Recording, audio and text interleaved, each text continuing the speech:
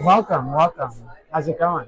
Good. How about yourself? Good. Yeah, we got a chance to meet a few times throughout this week. But for those that don't know you, could you introduce yourself? Where you're from? What's your name?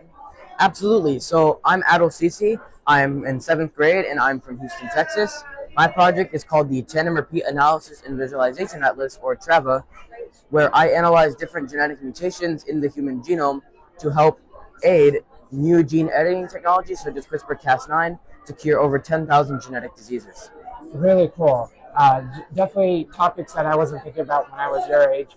Kind of rewinding. When's the first time you remember that science was cool, or that you may want to explore it, or may want to even explore research? What's the first memory of that? Really, since I was very young, 5, 4, I loved coding. I started with Scratch, the block coding algorithm from MIT. And then from there, in fifth grade, I got interested in research. So I started preparing for my project in AI that I did in sixth grade to help K through 12 students have personalized education. And from there, since then, I've been loving learning, loving STEM, and loving research. Very cool.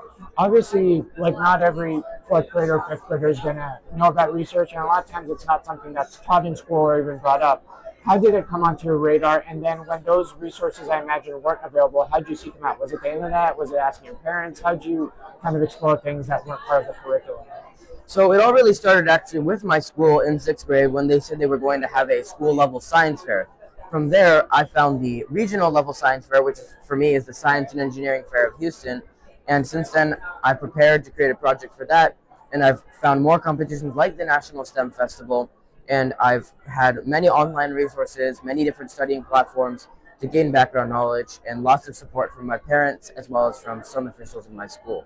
In fact, actually, that process was quite difficult for me. So I created my own nonprofit called InspiredK.org, which helps K through 12 students as well as college students in STEM activities such as rocketry, AI, and science fair. I've been training several hundred students in different topics in STEM to help upskill their community so they can have the same STEM experience like I did.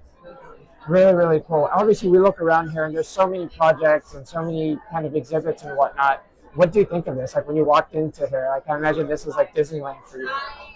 I definitely love that the National STEM Festival as well as EXPLR organized this event so all 106 STEM champions could collaborate and share ideas, because when you bring the best minds together, they are better together than they are alone and separate. Like we heard a few days ago in the event, it's better to collaborate with others so you can create great products than to work alone. Absolutely.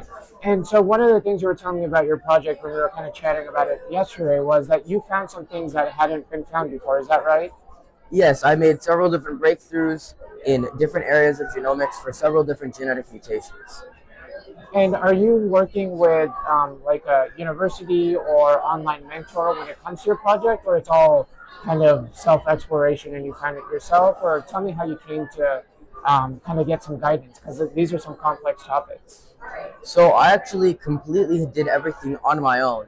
I've been contacting several different labs in Ivy League colleges, but because of my age, they're unable to admit me. For example, in MIT, got the chance to present my project, and I had a lot of positive feedback received.